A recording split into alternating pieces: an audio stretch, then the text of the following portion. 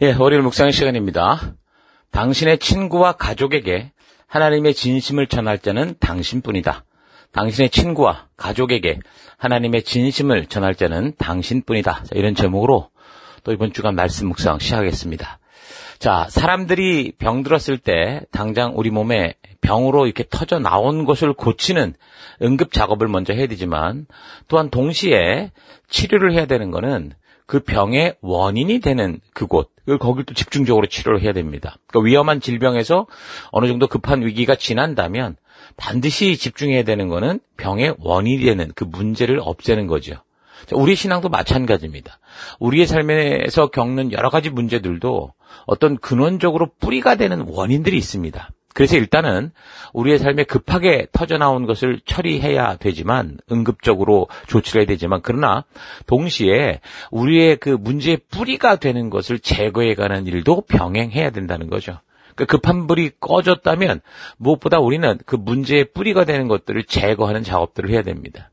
그러니까 급한 일보다 중요한 일을 우선순위로 처리해야 된다는 거죠. 그러니까 급한 일은 당장 눈에 보이는 급박한 것을 먼저 처리하기 때문에 굉장히 중요해 보이지만, 사실은 중요한 일을 하지 않았기 때문에 생기는 하찮은 일과 같을 수도 있습니다. 그래서 중요한 일은 뭐냐? 이런 급한 일이 벌어지지 않도록 일상의 삶에서 본질적인 가치와 의미를 기준으로 계속 중요한 것들을 하루하루 이루어가는 그것을 말하죠. 신앙적으로 볼 때 많은 사람들이 현재 일어난 일들에 대한 급한 해결과 충족을 위해서 굉장히 열심히 봉사와 기도를 하는 것 같지만, 사실 그거는 응급적인 조치일 뿐이라는 그런 사실을 잊지 말아야 됩니다. 그래서 우리에게 필요한 중요한 것은 다른 그 어떤 것이 아니라, 신앙적으로 볼 때 말씀을 통해 하나님의 뜻, 하나님의 마음을 만나는 겁니다. 그러니까 하나님의 마음을 바르게 알기 위해서 우리는 다른 방법이 없어요. 성경을 처음부터 끝까지 그 역사를, 하나님의 역사를 따라 하나도 빠짐없이 파악해야 되는 거죠. 하나님이 이 성경 안에 당신의 마음을 담아주셨고 그 역사를 통해 우리에게 말씀하시니 우리는 그 한 걸음 한 걸음 그 길을 따라가야 되는 겁니다. 그래서 그 역사 안에서 우리에게 계시하시는 하나님이 누구신지를 바르게 알고, 그래서 하나님의 진심을 만나야 되죠. 그래야 우리의 신앙에 바른 방향성이 생기고, 그래서 바른 믿음의 길을 비로소 걸어갈 수 있는 겁니다. 그러니까 그렇게 중요한 일에 우선순위를 두고 이렇게 하루하루 살아갈 때 당장은 다급해 보이는 문제에 휘둘리고 당황스러운 일들이 많이 있겠죠. 급작한 일들이 많이 있겠지만, 성경을 바르게 알아서 하나님의 진심을 만날 수 있다면 지금 우리에게 다가오는 우리 일상 속의 그 불행 모든 것이 다 다른 눈으로 보인다는 거죠.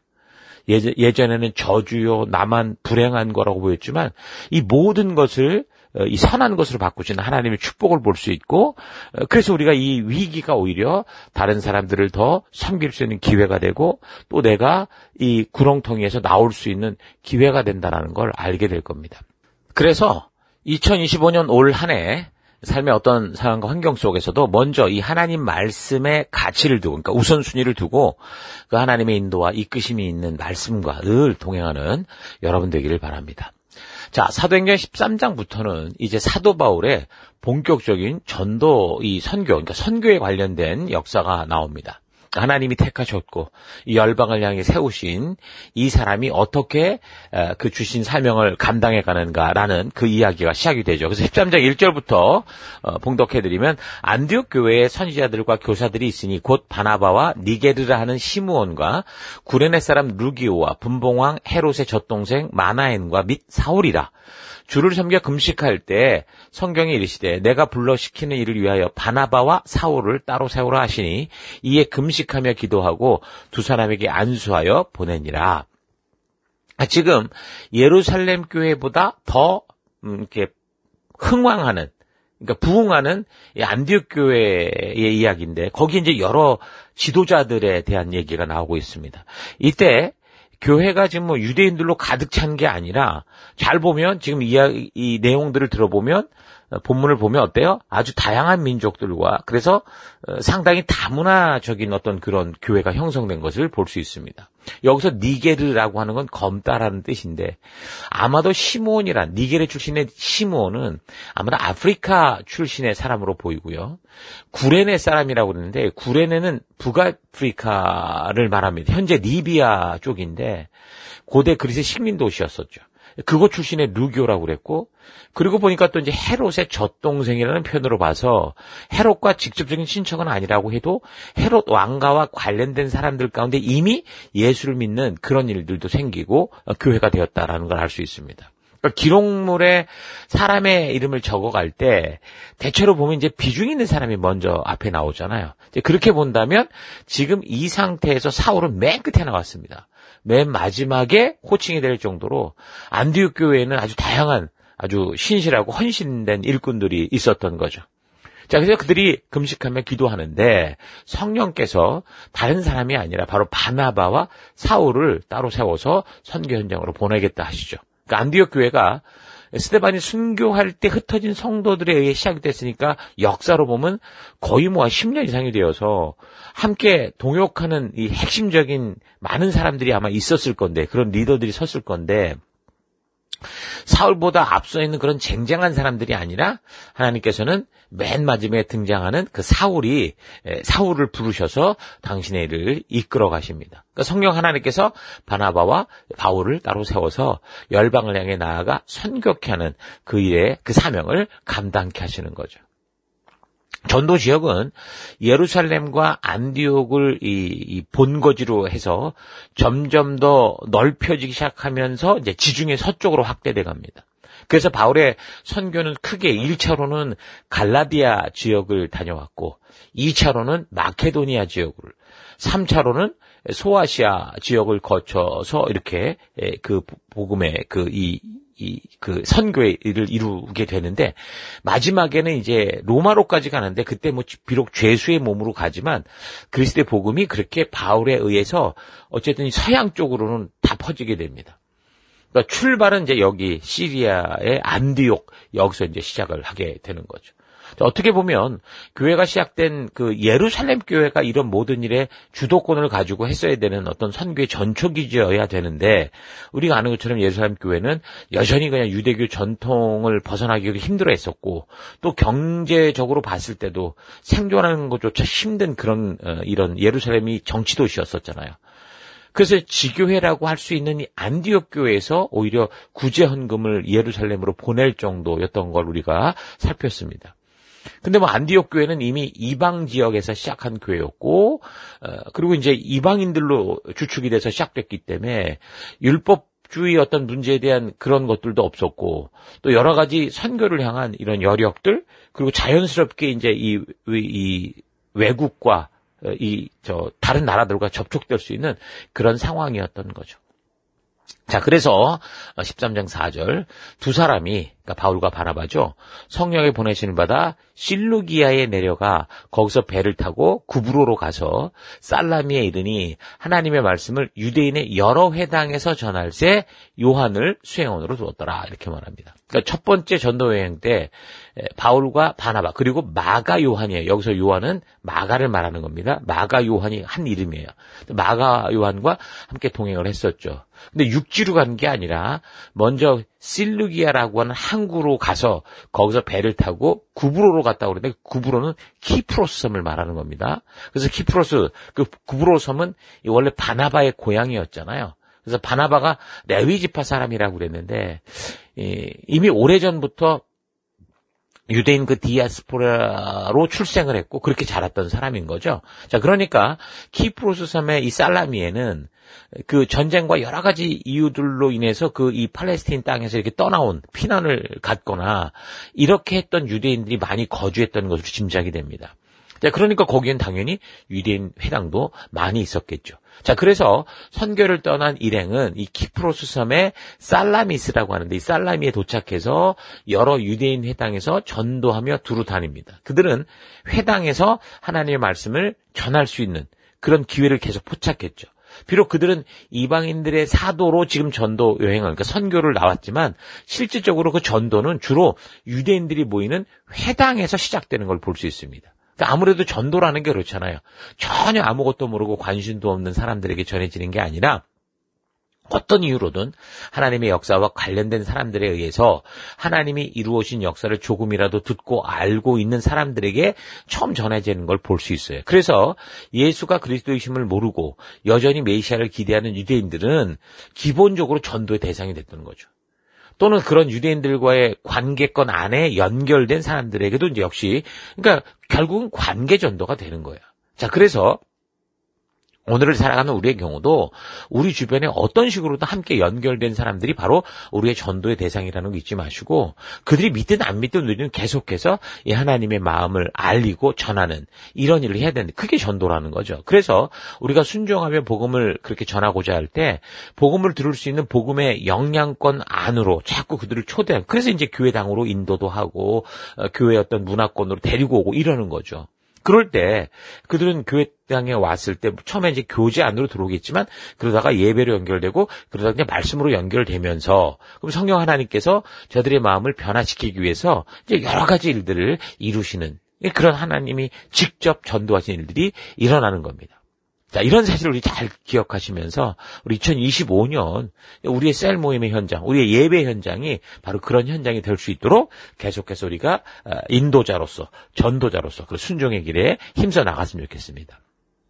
자, 그렇게 첫 선교의 경험을 이제 쌓으면서 이 일행이 키프로스 섬 곳곳을 돌아다니다가 처음에 이제 이 동쪽 끝에 살라미에 갔다가 이제 서쪽 끝에, 이 성경에는 바보라고 나왔는데 영어로는 파포스죠.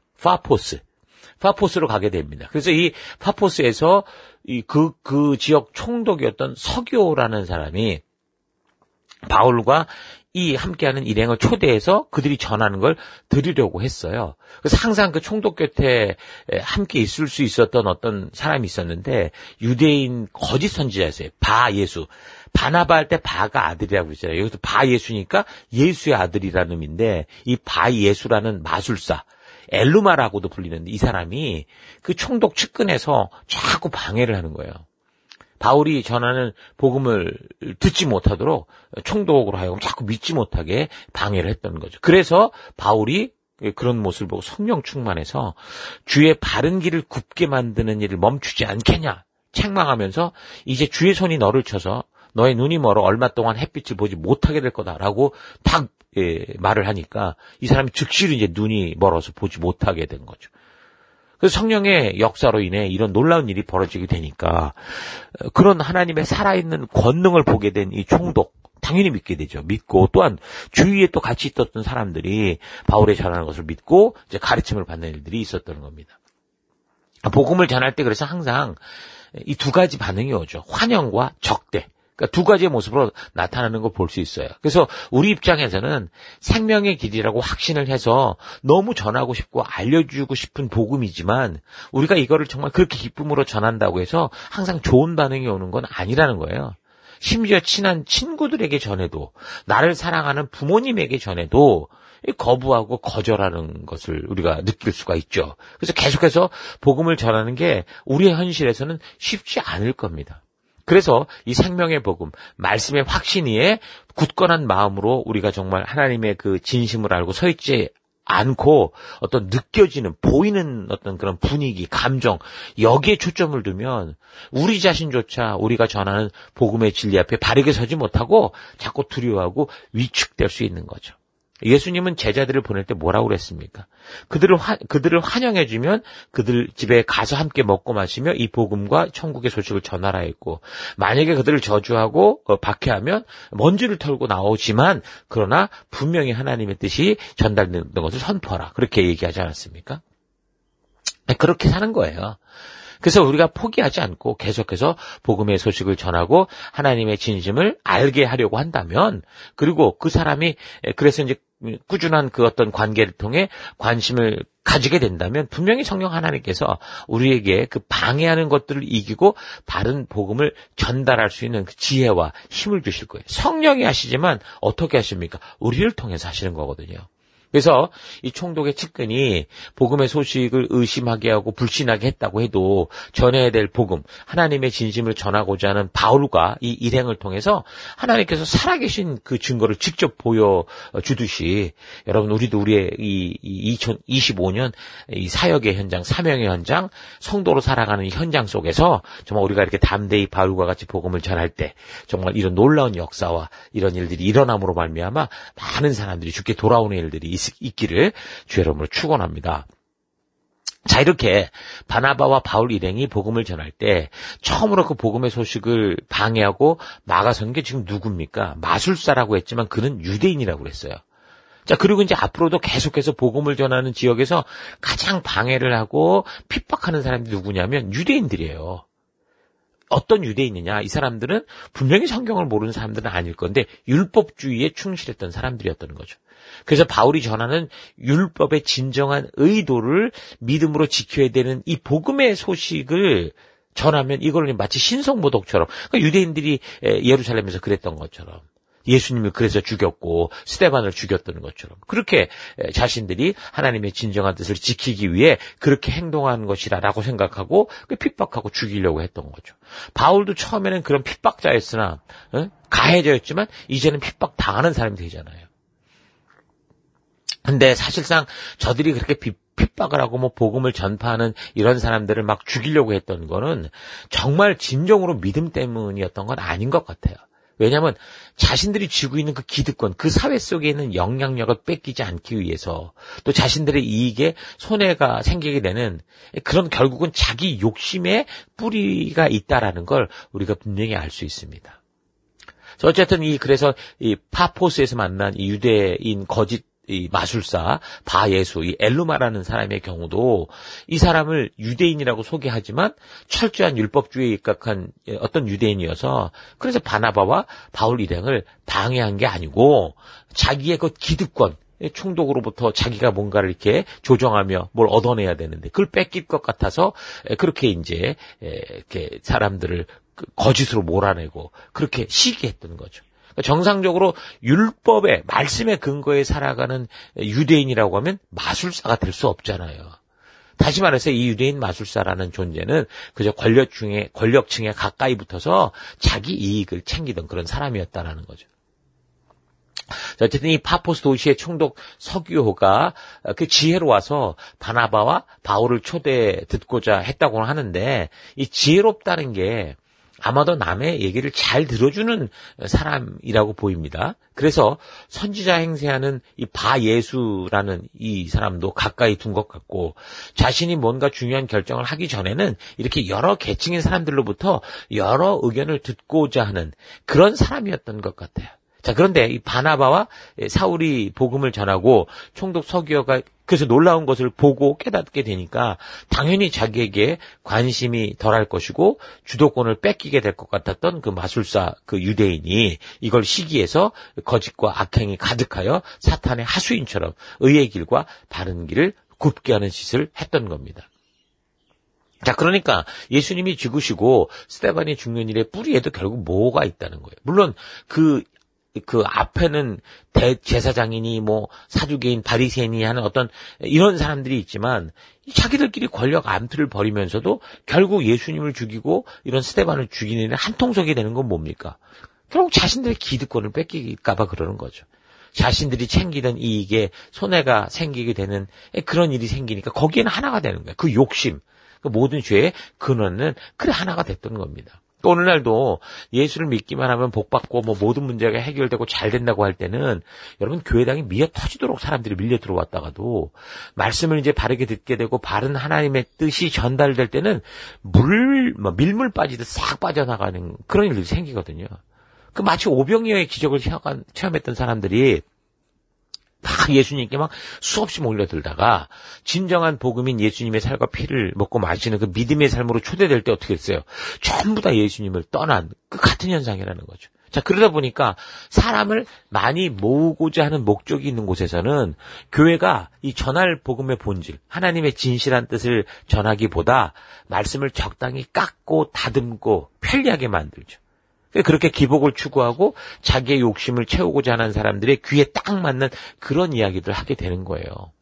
성경의 처음부터 끝까지 이게 바르게 안다면 하나님의 진실한 뜻이 전달되니까 성경에 여기저기를 뜯어내가지고 이것 갖고 저것 갖고 비슷 알쏭달쏭하게, 그러니까 자기들에게 유익이 되고 사람들을 붙잡아 둘 만한 그런 부분들, 듣고 싶어하는 그런 부분들만 자꾸 이제 설교를 하게 되는 경우가 있죠. 또 우리도 그래서 우리 마음속 깊은 곳을 좀 되돌아보면서 결국은 나의 만족과 유익을 위한 신앙의 길을 걸으려는 그런 태도가 있지 않은가 잘 좀 되돌아보시고 우리가 좀 바르고 순수한 믿음의 길을 걷는 새해가 됐으면 좋겠습니다. 아무튼 이 총독 가이오가 그런 욕심을 부리다가 시력을 잃게 되는 일을 보고 바울이 말하는 것을 믿게 됐고 그의 가르침을 놀라워하게 됐다고 했는데, 사실 이제 그 이후의 결과, 총독 가이오에게 그 참때 믿음이 계속 들어갔는지 아닌지 이건 정확하지가 않아요.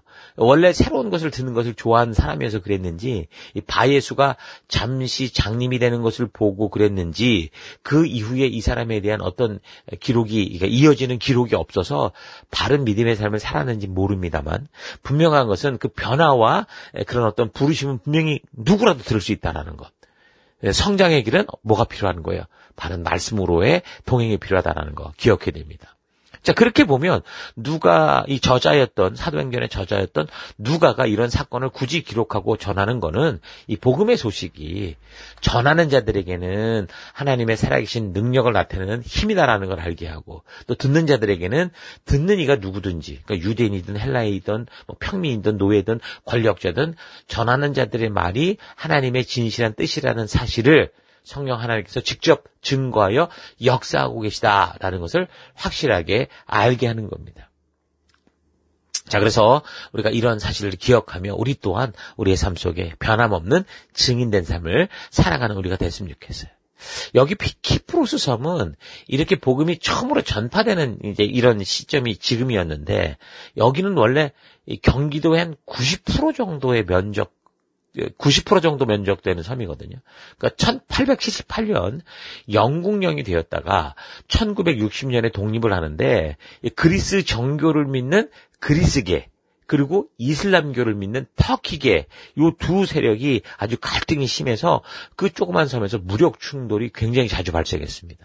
그래서 1964년 유엔 평화유지군이 파견될 정도였죠. 그래서 1974년 그리스와의 합병을 주장하는 그 그리스계 장교의 주도하에 구테타가 발생을 해요. 1975년에는 북키프로스 같은 경우는 댕크타시라는 사람이 초대 대통령으로 선출이 되면서 1983년 북키프로스 터키 공화국 이런 명으로 국명으로 독립을 선언을 합니다. 이후에 이제 키프로스는 현재까지 그렇게 분단된 상태로 남아 있고 항상 전쟁의 위험이 높다고 그러죠.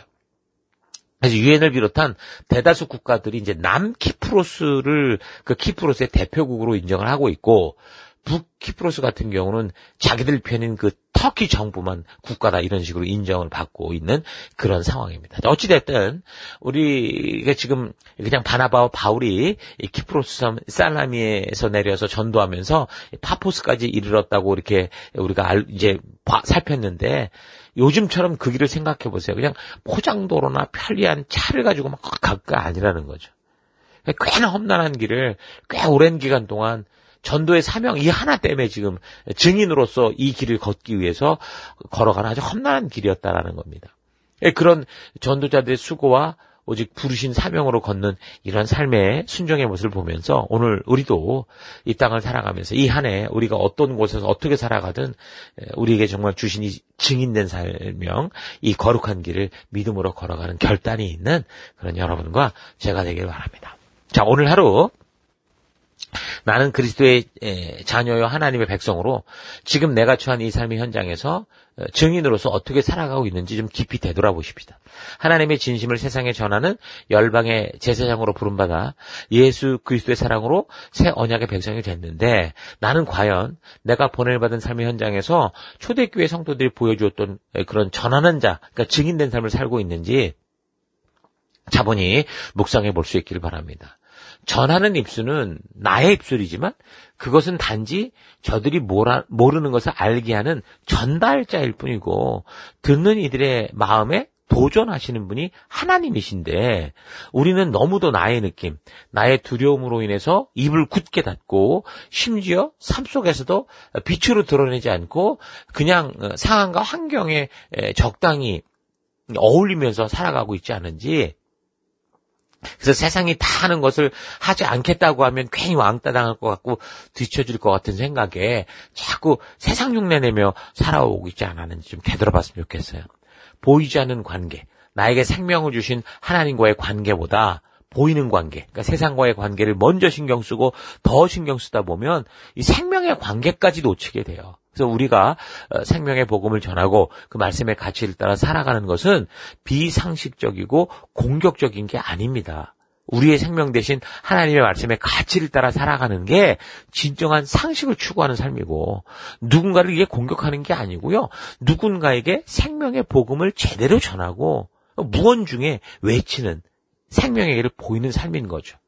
그런데도 세상이 반대하고 핍박을 하는 건 본문에서 살핀 이 유대인 마술사 같이 자신의 기득권을 빼앗기고 자기가 즐기고 누리고 살던 것들을 다른 사람들에게 뺏길까봐 자기의 욕심과 생각대로 살지 못한다고 그렇게 생각하기 때문인 겁니다.